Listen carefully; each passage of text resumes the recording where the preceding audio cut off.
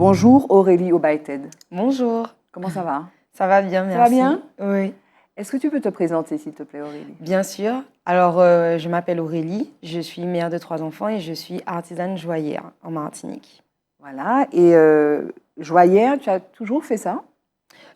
Non, j'ai pas toujours été joaillère. Je suis diplômée d'un BTS CGO, C'est quoi CGO? comptabilité et gestion des organisations, et j'ai le niveau DCG.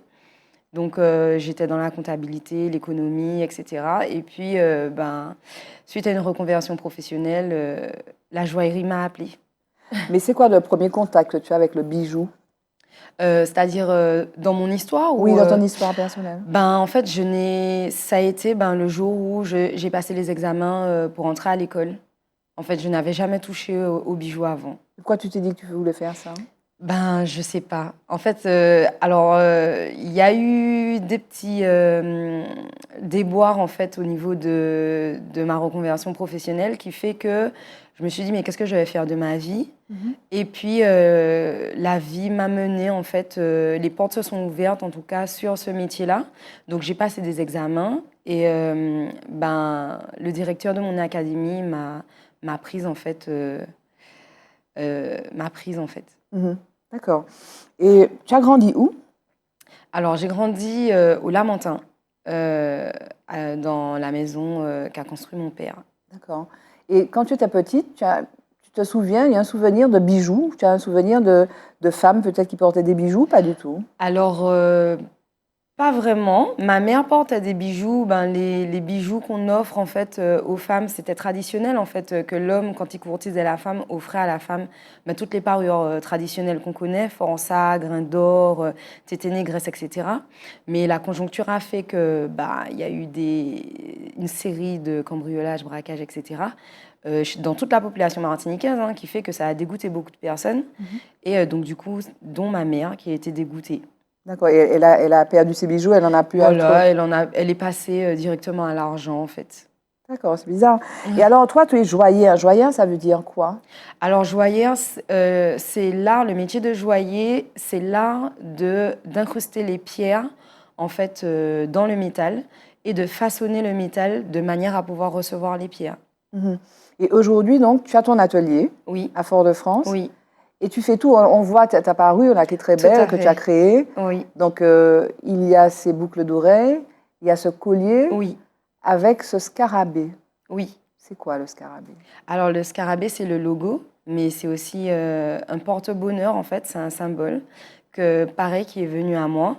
Et c'est lors de mon séjour à Londres en fait où je suis tombée dans l'histoire de l'Égypte et de toutes les civilisations empiriques.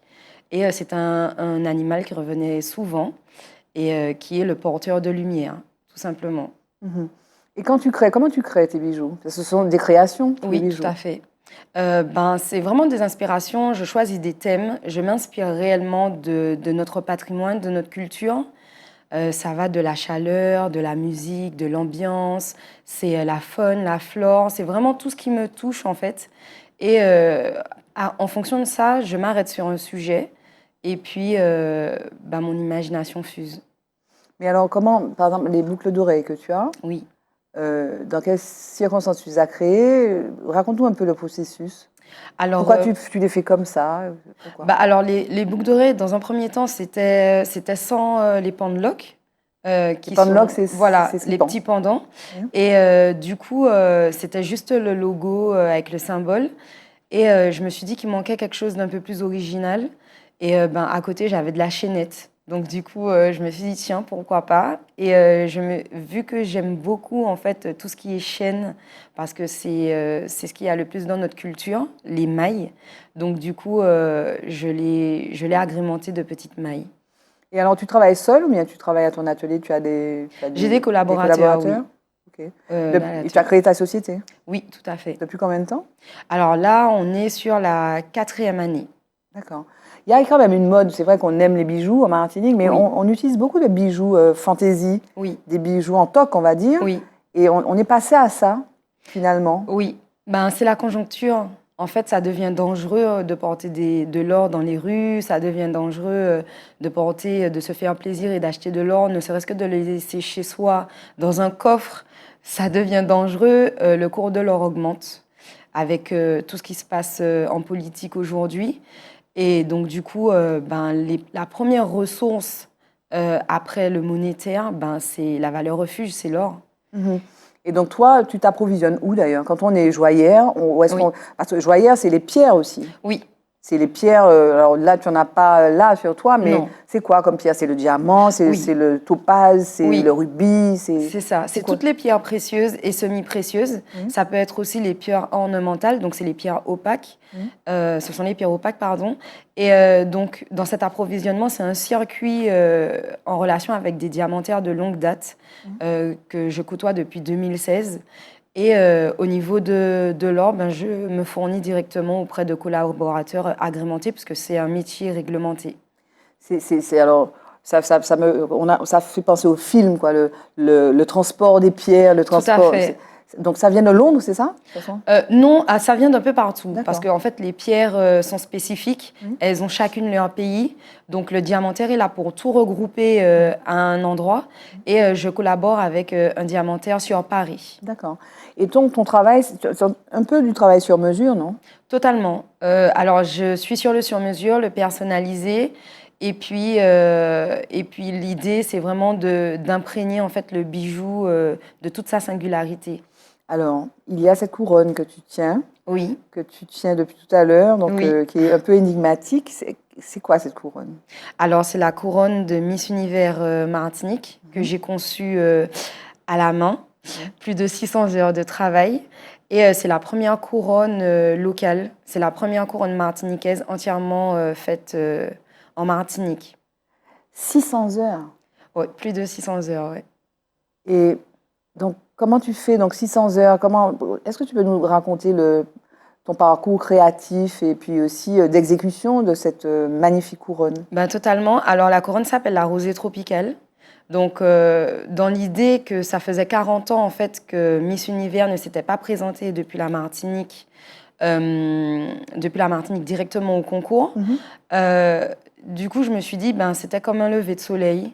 Et ce que j'aime, en fait, dans les matins, c'est voir les fleurs dans la rosée, en fait. Ah, voilà, d'accord, les fleurs avec la rosée. Voilà, donc tout le jardin tropical rempli de rosée, en fait. Et pour moi, c'est le début, c'est le commencement.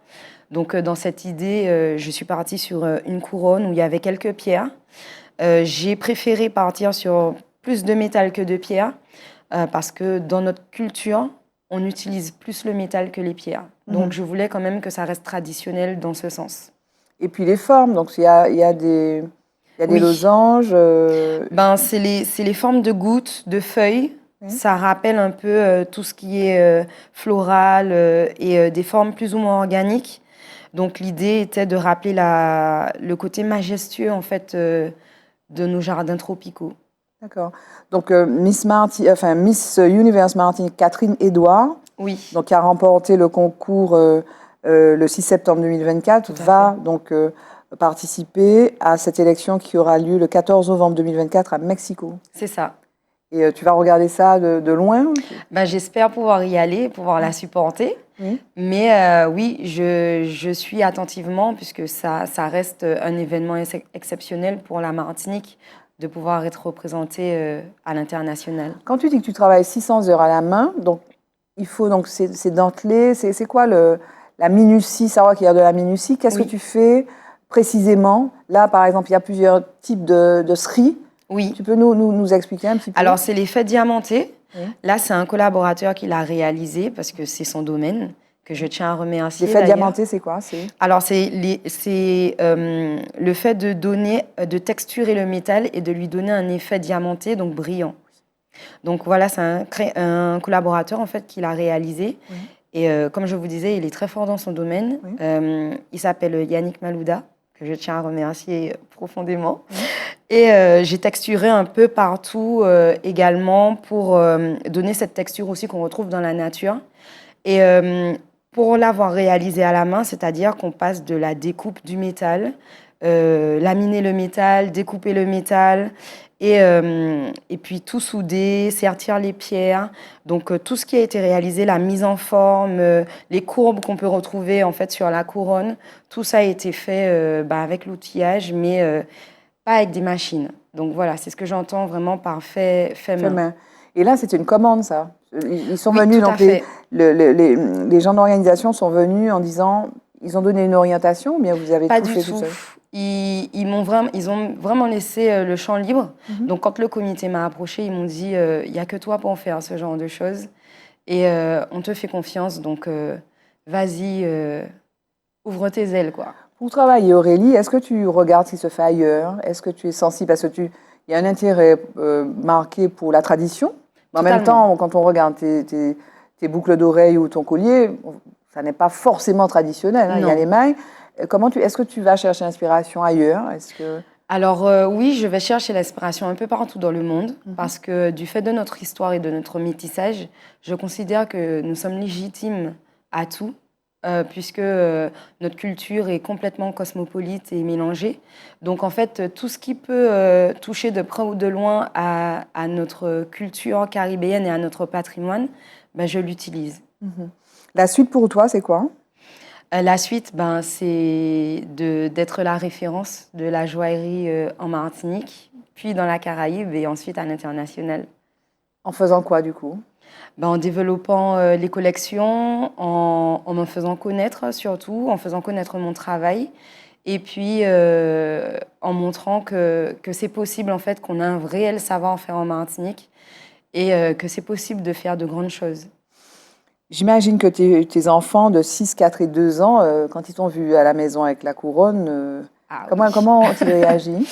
Ah ben, les filles, autant que mon fils, elles étaient émerveillées. Elles voient les couronnes dans les films, dans les dessins animés. Donc là, de voir une couronne en vrai, qui n'est pas en plastique, elles se sont dit non mais c'est pas possible, maman, c'est pas toi qui as fait ça. Et j'ai dit ben oui.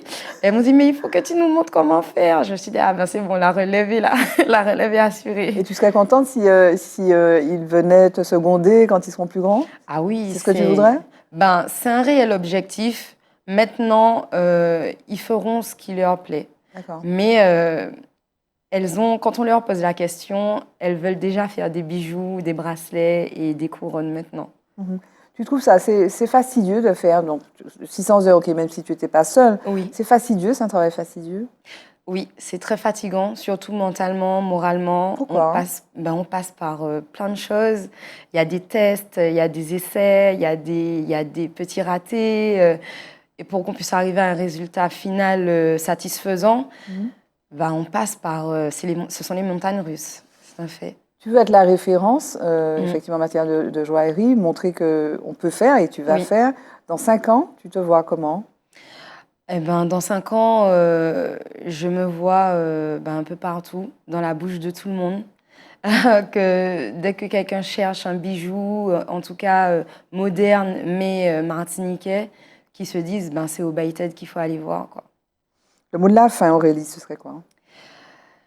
Alors, si je peux dire une phrase, ce serait vraiment remercier tous mes collaborateurs, notamment la famille Célestin, qui a été de très grands secours.